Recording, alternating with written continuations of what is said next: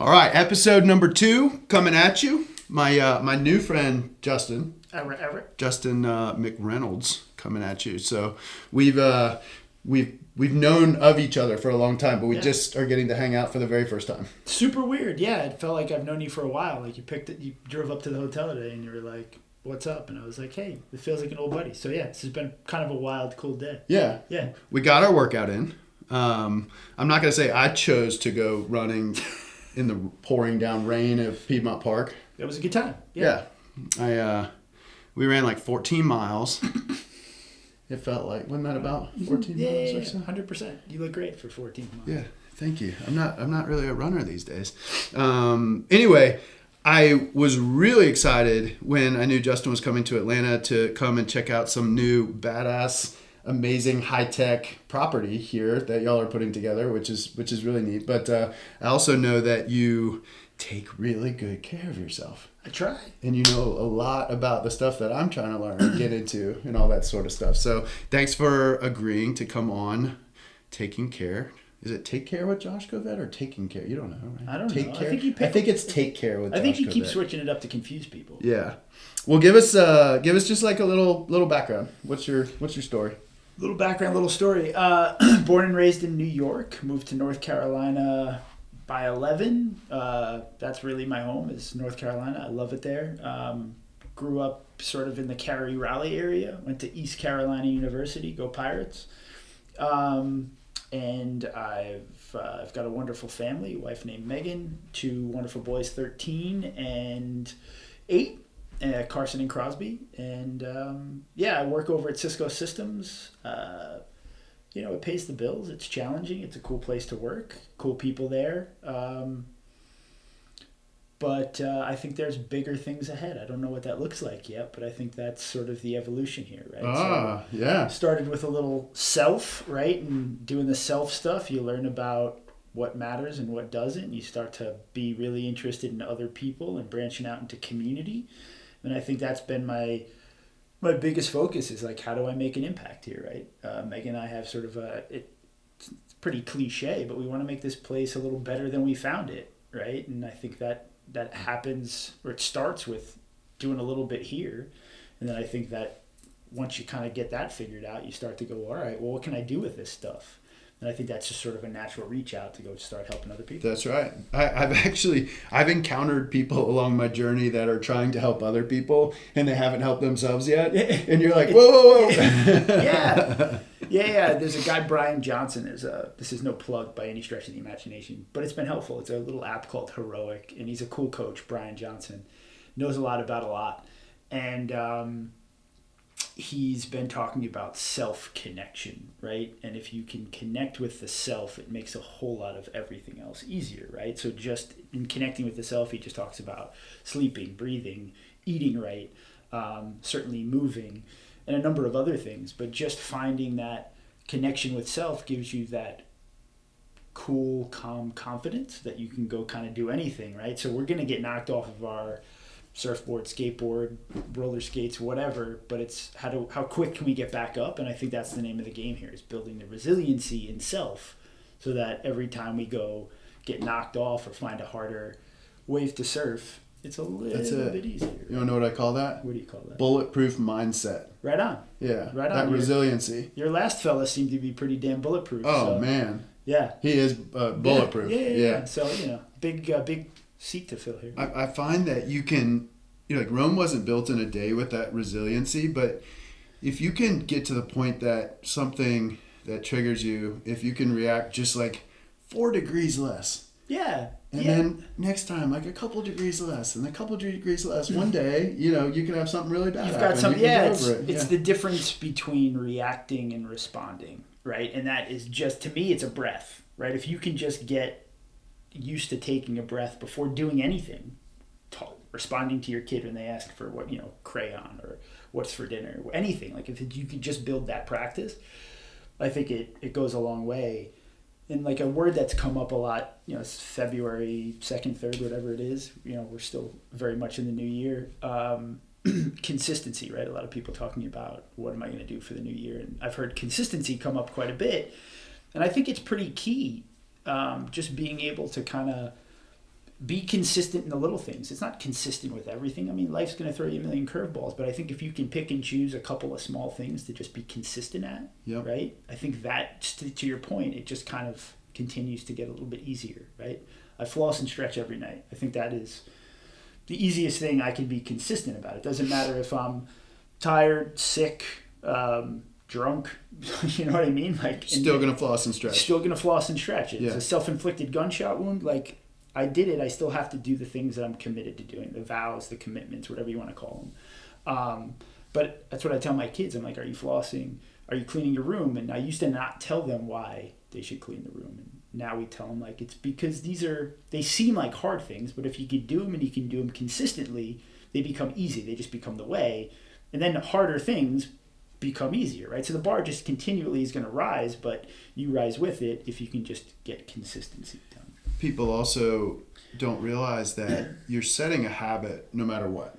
So you're either setting a habit of not doing what you want to do, and that's your new habit, or you're setting a habit of doing the things you set out to do with consistency, right? Yeah, and also an example, right? Like, I think you're setting an example no matter what, like, you're in the grocery store, you're not with your people, but you're still setting an example in some way, shape, or fashion as well, right? So I think they both go hand in hand. Is remember that the things that you do or you are doing, somebody else is watching them, right? And they may be saying, hey, I'll never do that, and I don't want to be like that guy. Yeah. Which is, could be something, or it could just simply be like, hey, I loved what I saw that person do or that woman do, or my kids have done some really cool things that, like, adults have said, like, oh my God, did you see him pick that other kid up when he fell down? It was just a really neat thing to do. But he's setting an example for somebody else, right? So I think we all see it.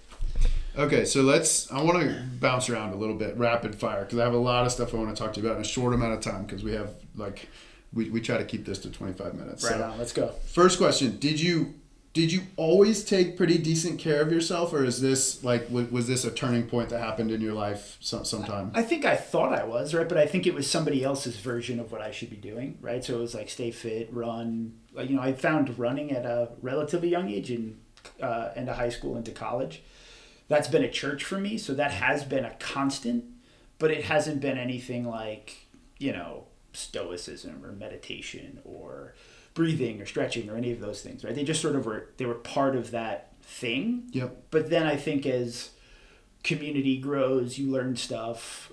Reading books and podcasts are probably the biggest key in sort of going, like, brain explode, like, gotta go try that. Let me look at this.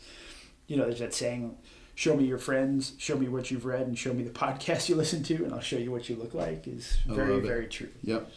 So in order of the things that you just mentioned, in order of importance on the things that, like, you can't take away from me. Like, they're so, like, I need these things. This is something I can't do without. Okay. What's the first thing you think of? My running shoes. Okay, running first. Yeah, Gotta have so. that. Yeah. That's a big part of taking care of yourself. 3's hard, right? But personal things for me, right? You personally. Like, I don't want to. What comes next? Probably my planner and my journal. Okay. Right. Actually, I'll show you a little. Like, I have my bag here. This wasn't planned, but over time I've created this thing called a Codebook. And it's like the scaffolding by which I run my life. And inside of it, I update it. I used to update it every quarter. Now it's every year. But there's like a contract in here. And I write a contract to myself. And I'm like, this is some serious stuff. Whatever I write behind it is what I'm committing to. Then I read this every morning, and I read it before I go to bed. And it's mantras and tenets, things that I've picked up, things that people have told me, things that I've experienced. But things like, you're going to die soon. Embrace it. Protect your energy.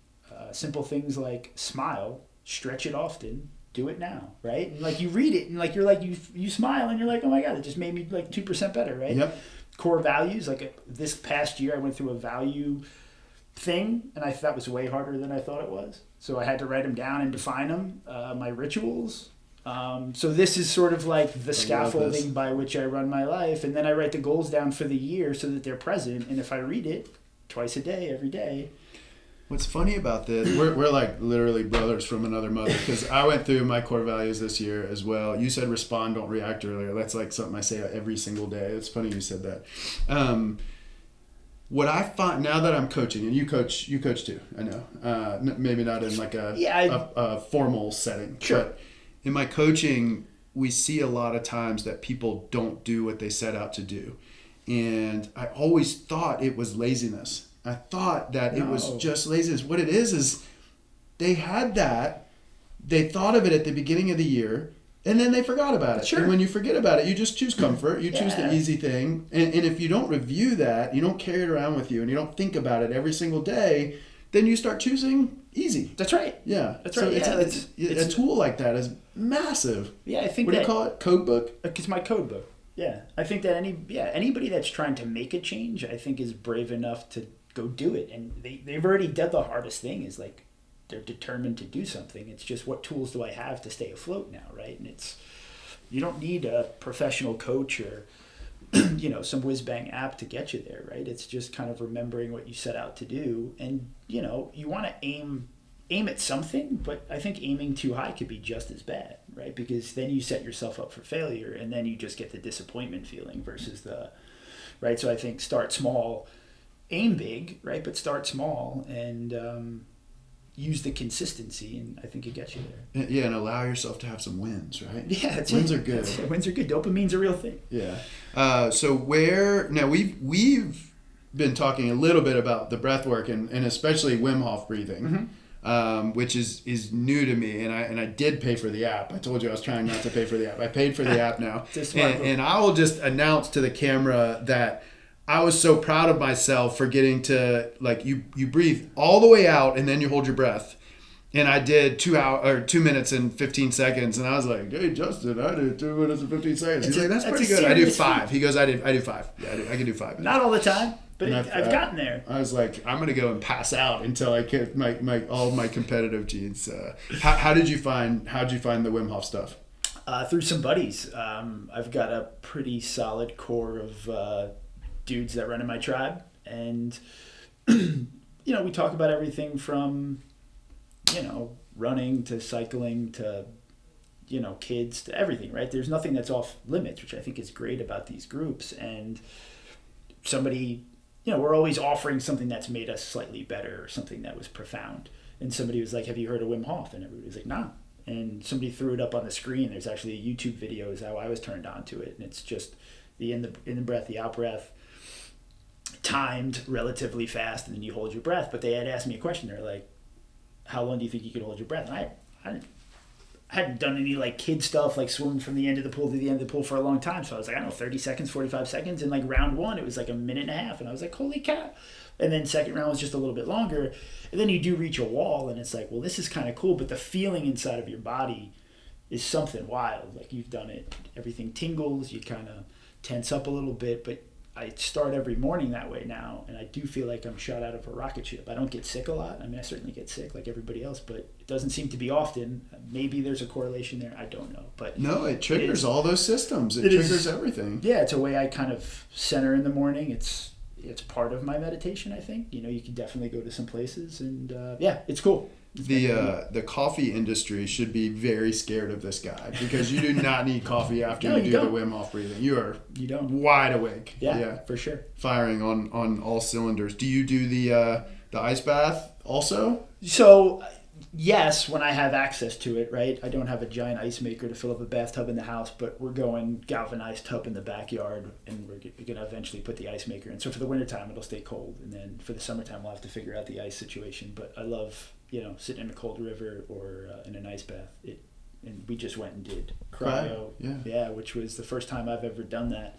Way different than the ice bath, but really cool feeling. I'm still shivering a little bit. Yeah, but you feel great. Pretty good. Feel great. Yeah. They'll tell you that you get the real effects of it when you're doing it 3-4 times a week. Once is good, but when you get up to 3-4 times a week, it becomes very addicting, and you recover. Especially like they get a ton of athletes up there, I bet, and people in recovery from something. Yeah. All right, let's switch gears. Talk to me about meditation, because this is something I wish I talked more about. Yeah, and this is probably by far the I meditate. That's it, right? Like, I don't think there's a science, like there is a science behind it, but I don't think that anybody can rate themselves a better meditator than somebody else. I think it's the practice, right? It's all it is sort of just the practice of doing it. They don't call it a practice for nothing. I think consistency there is huge. Sometimes some days are better than others, but I think it is just the discipline of doing it and clearing your mind, or at least attempting to get there, that just, even if it changed things 5%, you're cranking in the right direction. So did you read that book? which one? 10% Happier? I haven't read the 10% Happier. No, I haven't. But that's but what I know turned about me it. on to meditation. Yeah. And right on. And my wife Megan has been a huge, I've been not a fast follower. She'd probably scream at me if I said that, but she's definitely created some waves in the house where, sort of non-dogmatically she's done these things, and I've been like, well, there seems to be some sort of change there. Let me find out what's going on there. She would give me the keys to the castle, but I tend to not ask, and I try to go it my own way, but we always find our ways back to some stuff, and it's really cool. We get to share different perspectives on how we got there and what we've learned and what we're dealing with. But she's definitely a meditator, and we all are. I'm not an expert. It's just a practice. That's all it is. So don't, anybody watching it that's like, oh, I wish I could meditate. You can just do it, and don't expect the world to explode day one. It's a practice. What would you say? So there's two ways of asking this question. What does it do for you, or what does it do if you don't do it? Yeah, it's funny that you say that. when I don't do the practices that are in that book and those rituals or breathing, meditation, a couple of other things, if I don't do them, I can see that I'm a little more on edge. It's a little harder to get back up when you get knocked down. It's a little harder to minimize the distance between a thought and actually executing on something.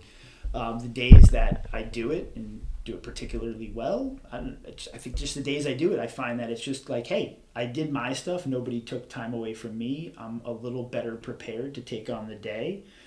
There's some level of fulfillment in, hey, I did these things for me, and it's easier to do things for other people. But I also think, just the science of clearing your mind and, getting into your parasympathetic nervous system and just getting more calm makes everything else a little more calm.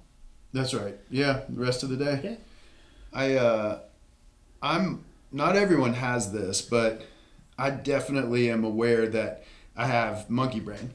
Like, I have all sorts of thoughts that come rushing at me throughout the day. And a lot of them are like, they can be jealous thoughts, or they can be insecure thoughts, or they can be fear, greed, like anything like that. And when I meditate, I'm aware that they're just thoughts. And when I don't, they're me. They're real things. Yeah, it's like, it is me. Yeah, that's a really interesting way to think about it. How do you, how does that show up in your day? Like, when you're like, hey, that's just me. Is that like anxiety? Is that are you scattered? Give me a little bit more. Without it, absolutely. Yeah, if I don't meditate, I'm scattered, I'm reactive, I'm emotional. And when I do, I'm very calm.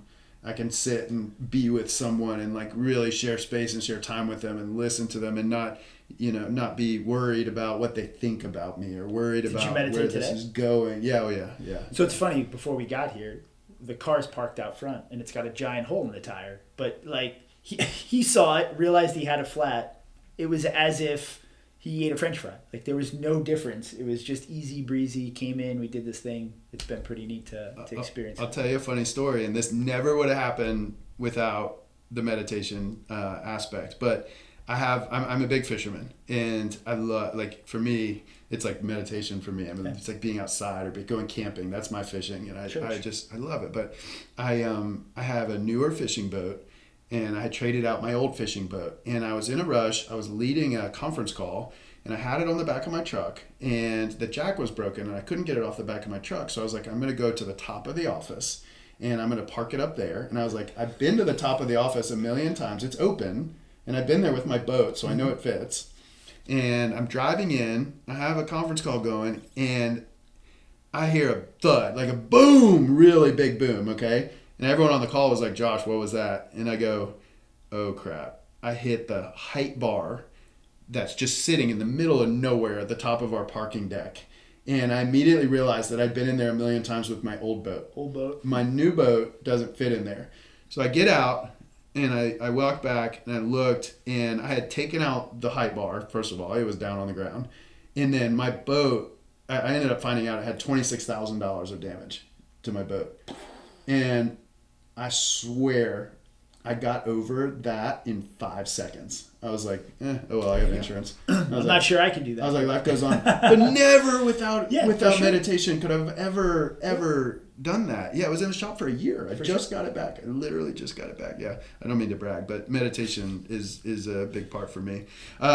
Give me something else that we haven't talked about yet that you're into. We've touched on some different stuff, but what else are you like super into like right now?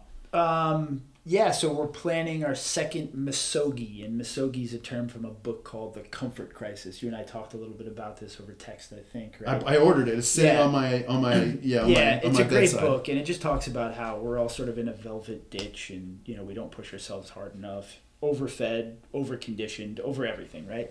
And how important it is to get out of our comfort zone. And they come up with this. It's actually, I believe, a Japanese term for like bathing in a waterfall. And they've sort of bastardized the term to mean like get out of our comfort zone. And the author comes up with this idea to once a year, whether it's by himself or with other people, they come up with some sort of crazy challenge. And there's 2 rules. Don't set it up that you're going to die, and make it that it's about 50% accomplishable, right? Like half the people will survive and half the people will like 50%, like you as the person that's going to do this experience or whatever has a 50% chance of finishing it. Okay. Right? Yeah. And the example... It's like our jog we just did today. Yeah. The example he gives is they took some weighted ball at the bottom of the ocean. So I think the Hawaiians actually do this, but let's call it 40 pounds. I don't know the details, right? But 40 pounds, and he had 3 buddies or something like that. And they had a boat out there, just God forbid something happened, but they were on the Pacific, and they dropped the ball or weight 13, 14 feet of water, and somebody dives down, grabs the weight, walks it. When they're done and they can't breathe anymore, they pop up, the next guy dives down and does it, and they took it 3 miles down the coast. Right? So like hard stuff like that. So it's cool because if you do it with a group of people, you could, sort of imagine what that could look like. It could be something simple too. It doesn't have to be super creative, right? But it's just something that's hard, and if you do it, we did one, and my group of friends, really kind of a really interesting group. Like some of them are core homies, some of them are friends of friends, some of them are neighbors. We've all really created this cool bond as we've done our first one, and one of the rules is you can't talk about it, so I can't tell you guys what we did or what we're trying to do next. Oh, no. You can't know about the other one? You can't. I know about the other one, but I can't tell you guys.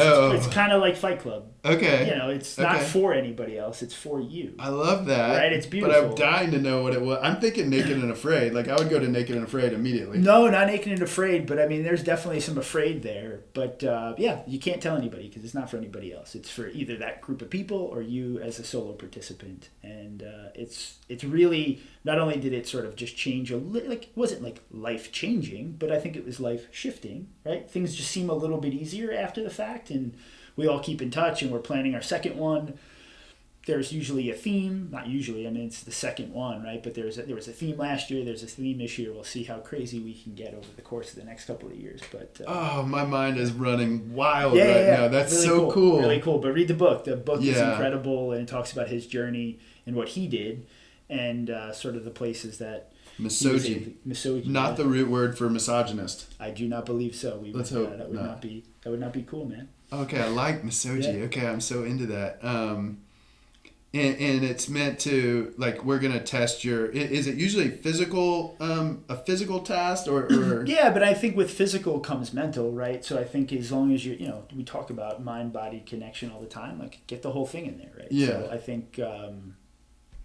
Get lost. All right. Get weird. You got me. I think that's a good place to stop right there. Yep, we're perfect. 24 minutes, brother.